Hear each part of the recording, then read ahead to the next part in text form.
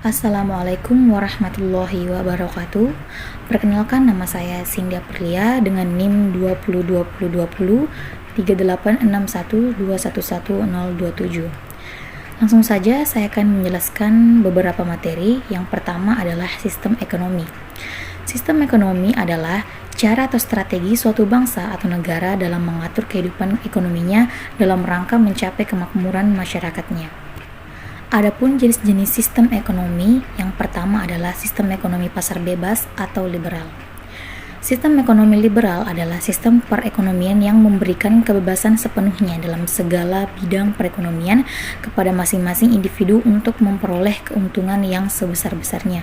Yang kedua ada sistem ekonomi komando atau etatisme, yaitu di mana pemerintah memiliki kuasa penuh atau dominan terhadap kegiatan ekonomi negaranya. Biasanya sistem ekonomi ini disebut dengan sistem ekonomi terpimpin. Dan yang ketiga ada sistem ekonomi campuran, yaitu gabungan dari sistem ekonomi komando dan liberal. Pada sistem ekonomi ini, baik pemerintah maupun swasta memiliki peran dalam sektor perekonomian. Masyarakat memiliki kebebasan dalam sektor ekonomi, namun pemerintah juga memiliki kendala dalam sektor perekonomian. Ini bertujuan untuk mencegah adanya penguasaan penuh oleh segelintir masyarakat. Selanjutnya, sistem perekonomian Indonesia. Sistem perekonomian yang diterapkan oleh negara Indonesia adalah sistem perekonomian Pancasila. Dalam Undang-Undang 1945, pasal yang menjadi dasar acuan dari segala kegiatan perekonomian di negara kita adalah pasal 33 ayat 1, 2, 3, dan 4. Ayat 1 menyebutkan bahwa perekonomian disusun sebagai usaha bersama yang berdasarkan atas asas kekeluargaan. Ayat 2 menegaskan bahwa cabang-cabang produksi yang penting bagi negara dan menguasai hajat hidup orang banyak dikuasai negara. Sementara ayat 3 menyatakan bahwa bumi, air, dan kekayaan alam yang terkandung di dalamnya dipergunakan sebesar-besarnya untuk kemakmuran rakyat. Selanjutnya, ciri-ciri perekonomian Pancasila, yaitu roda perekonomian tidak hanya digerakkan oleh rangsangan ekonomis, tetapi juga pertimbangan sosial dan moral. Kedua, adanya keseimbangan yang jelas antar perencanaan di tingkat nasional dengan desentralisasi dalam pelaksanaan kegiatan ekonomi. Adapun ciri-ciri negatif dari demokrasi ekonomi, salah satunya adalah sistem dalam mana negara beserta aparatur ekonomi negara bersifat dominan atau etatisme yang mendesak dan mematikan potensi dan daya kreasi unit-unit ekonomi di luar sektor negara. Selanjutnya, ciri-ciri positif demokrasi ekonomi, salah satunya adalah cabang-cabang produksi yang dianggap penting oleh negara bersifat publik dan menguasai hajat hidup orang banyak harus dikelola negara untuk kepentingan rakyat banyak. Materi yang kedua ada sistem ekonomi Islam. Secara umum, sistem ekonomi Islam adalah suatu peraturan yang pelaksanaan ekonominya berdasarkan dengan hukum Islam yaitu Al-Quran dan Hadis. Kegiatan yang masuk ke dalam sistem ekonomi Islam ini meliputi kegiatan simpan pinjam, investasi, jual beli, dan lain sebagainya. Apa sajakah yang termasuk dalam sistem ekonomi Islam? Yang pertama ada prinsip sistem ekonomi Islam, yaitu memberi ruang pada negara dan pemerintah, larangan riba, tidak melakukan monopoli, dan memiliki tanggung jawab dalam melaksanakan sistem bagi hasil kebebasan kegiatan ekonomi sesuai ajaran Islam. Yang kedua ada ruang lingkup sistem ekonomi Islam. Di dalam sistem ekonomi Islam, terdapat tantangan dan hambatan yang nantinya akan membangun kegiatan ekonomi yang dijalankan.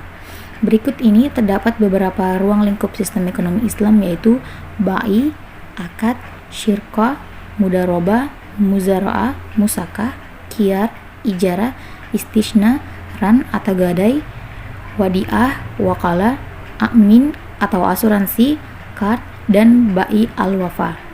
Ketiga, ada keunggulan sistem ekonomi Islam, yaitu sistem ekonomi Islam memang masih terbilang baru sebab baru dimulai pada pertengahan abad ke-20.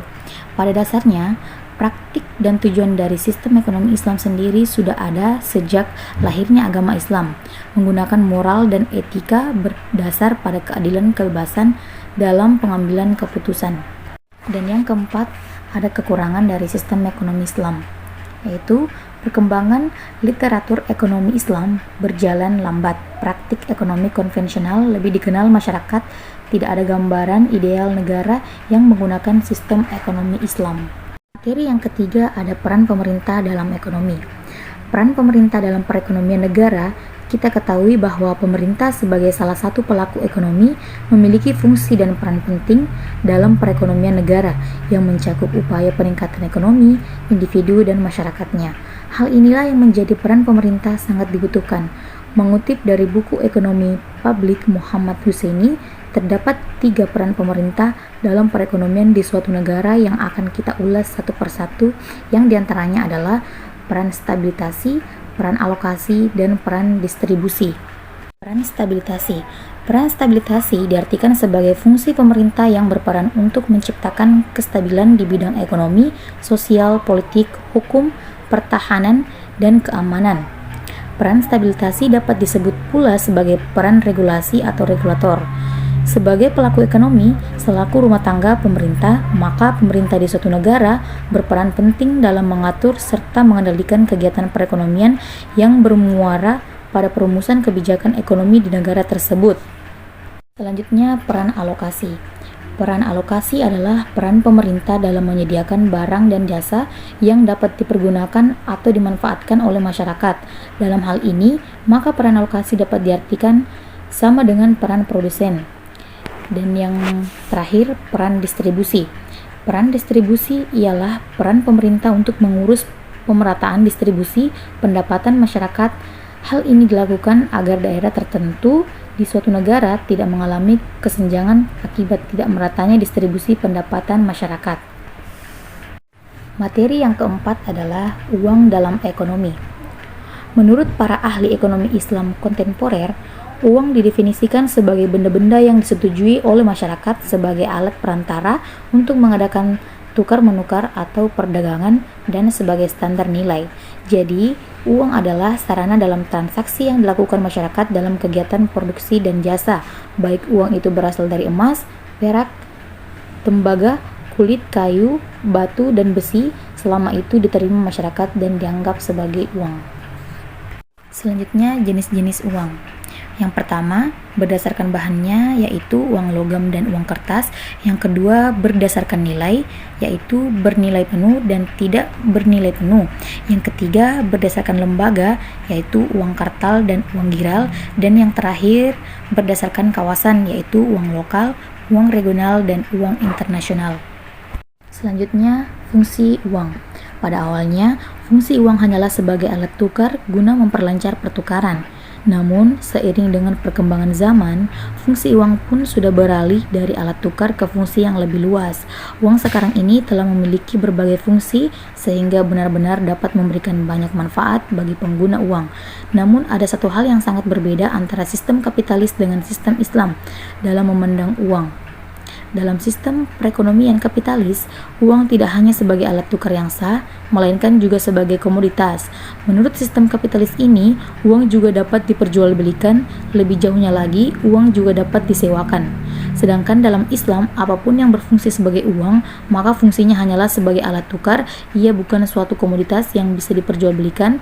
Satu fenomena penting dari karakteristik uang adalah bahwa ia tidak diperlukan untuk dikonsumsi.